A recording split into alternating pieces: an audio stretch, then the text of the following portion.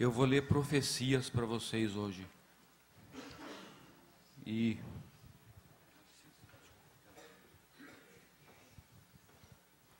eu vou ler profecias para vocês. Profecias católicas a respeito da apostasia na igreja. Nossa Senhora, santos e religiosos. Ana Catarina Emmerich, 1774-1824. Freira alemã estigmatizada, teve a seguinte visão dos nossos dias. Viu o Vaticano rodeado por um fosso profundíssimo, e do outro lado do fosso estavam os descrentes. No centro de Roma, no Vaticano, encontravam-se os católicos. Eles atiraram para esse fosso profundo os seus altares, as suas imagens, as suas relíquias, quase tudo, até o fosso ficar quase cheio. Então, quando o fosso ficou cheio, os membros das outras religiões puderam realmente atravessá-lo. Atravessaram-no, olhando para dentro do Vaticano, e viram como os católicos pouco tinham para lhes oferecer.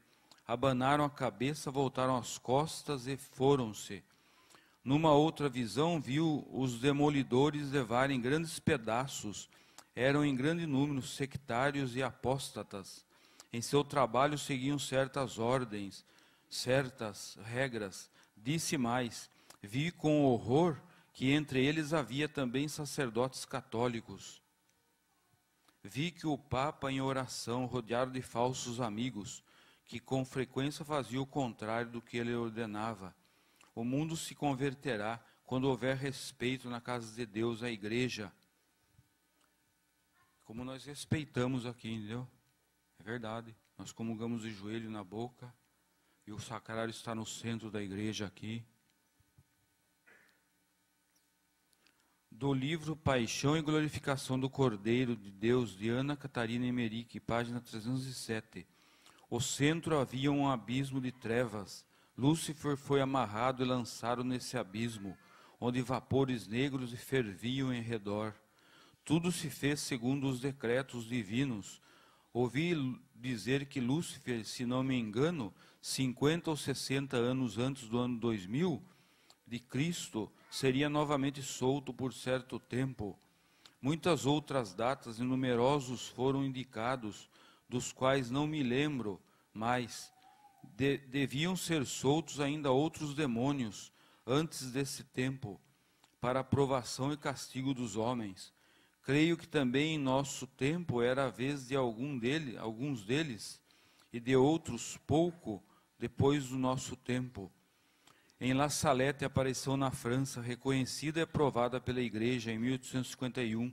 Nossa Senhora de La Salette, em 1846, disse a confidente Melaine Calvat: os sacerdotes, ministros do meu filho, por causa de sua má vida, pelas suas irreverências e pela sua impiedade, ao celebrar os santos mistérios, pelo amor ao dinheiro, amor às honras e prazeres, converteram-se em cloacas de impureza. Sim, os sacerdotes provocam a vingança, e a vingança pende sobre eles, sobre suas cabeças. Ai dos sacerdotes e pessoas consagradas a Deus, que pelas suas infidelidades e más vidas crucificam meu filho de novo. Os pecados das pessoas consagradas a Deus clamam aos céus e atraem a vingança, e eis que a vingança está às suas portas, porque já não se encontra ninguém para implorar misericórdia e perdão para o povo. Já não há almas generosas, já não há ninguém digno de oferecer a vítima sem mancha ao Eterno Pai, pelo mundo. Deus vai castigar de uma maneira sem precedentes. Ai dos habitantes da terra, Deus vai esgotar a sua cólera, e ninguém poderá fugir de tantos males juntos. Tremei, ó terra, e vós fazeis profissão de servir a Jesus Cristo, e que dentro de vós adorai a vós mesmos.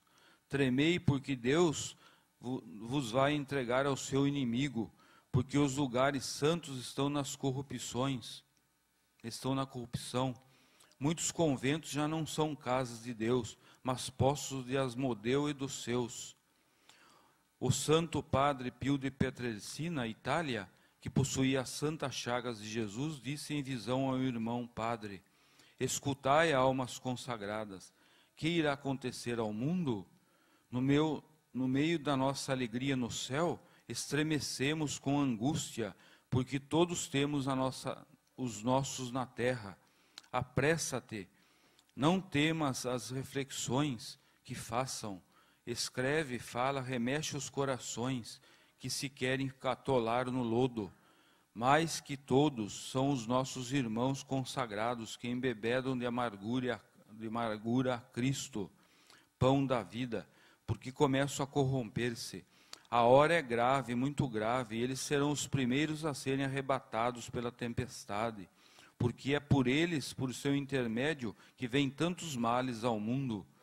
Inflame-se de amor, inflame-vos de amor por Deus o pensamento contínuo de sua onipotência, para que vivais nesse mundo a vida do céu.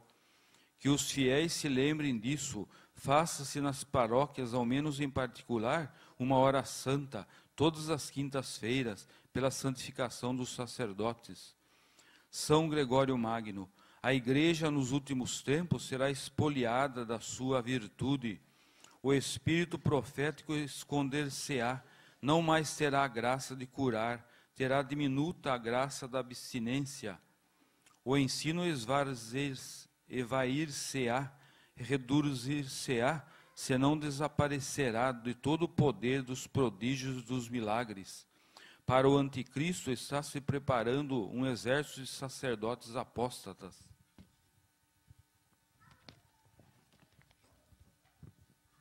O tempo do fim chegou. A grande tribulação, todos esses sinais estão se realizando nos dias de hoje, conforme está escrito na Sagrada Escritura. A grande tribulação refere-se à destruição do templo. Esse templo em que a igreja institucional é parte visível, mas cuja realidade é o corpo de Cristo, e de que os cristãos são as pedras vivas. Esse templo de Deus vivo está agora a ser sacudido por um imenso sismo que faz vacilar uma das suas pedras, e até os fundamentos estão retirando o sacrário do centro das igrejas e colocando Jesus na lateral. O clero em geral, os padres, bispos e cardeais, a maioria está obscurecida pelo racionalismo, pela negação dos dogmas. Estão negando a presença real de Cristo na divina Eucaristia. É a profanação dos santuários em tantos corações consagrados. Devemos dar graças a Deus.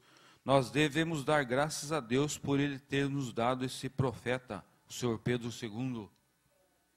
Ele está nos orientando para a nossa salvação. Vamos rezar por ele e seguir os seus conselhos.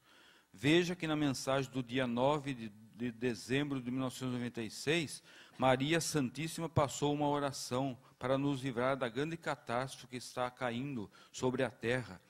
Jesus, vós que sois todo o poder de misericórdia e de bondade, não nos esqueçais nesse momento de toda a tribulação que vai haver. Que sejais junto conosco nesta hora, e junto também a vossa Santa Mãe, com os vossos anjos e santos, para nos defender da fúria do vento, das ondas do mar e de toda a força da natureza. Amém. Como podemos desmentir esse profeta, se ele só nos ensina o verdadeiro caminho da salvação? Não condene esta obra, a palavra viva de Deus. Ela é toda de Deus. Muitos que a condenam simplesmente estão fazendo o mesmo papel que os fariseus e os sumos sacerdotes fizeram, quando a maioria preferiu gritar em alta voz, dizendo: solta para nós Barrabás e crucifica Jesus. Foi assim mesmo. É tão fácil de distinguir se um profeta é de Deus ou é um falso profeta. Pelos frutos se conhece a árvore. Um falso profeta não iria pedir respeito na casa de Deus, principalmente com a Sagrada Eucaristia, e não iria pedir para rezar o rosário, e o comportamento com as vestes, principalmente na casa de Deus. Muitos nos chamam de seita, como na época de Jesus, os fariseus e os sumos sacerdotes diziam que Jesus estava possesso pelo demônio, porque ele atraía multidões.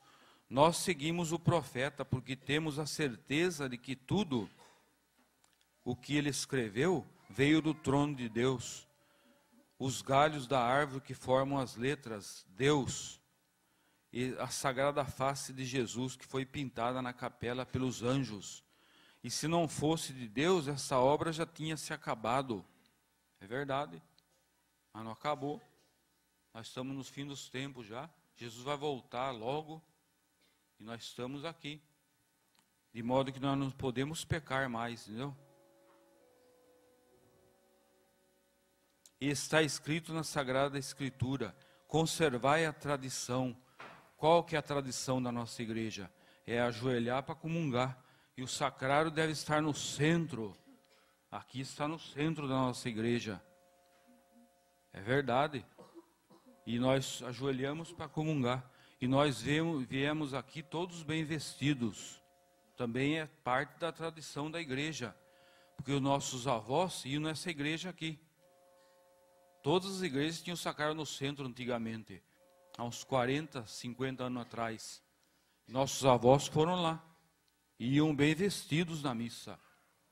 Por que hoje entra todo mundo, até de bermuda entram homens na igreja lá? Por que estragou a igreja tanto assim? Por causa daquele sonho, aquela visão que o Papa Leão XIII teve, que ele discutiu com o demônio. Dá 60 anos eu estrago a igreja, o demônio falou. Ele falou assim, Jesus falou para ele: te dou 100 anos. Eu quero ver se se estraga a igreja. E estragou-me aquela lá, mas aqui não. Aquela surgiu de lá também. É verdade. Conservai a tradição. Essa palavra significa muito. Se nós fosse falar sobre ela, nós perderíamos o dia inteiro aqui. É verdade.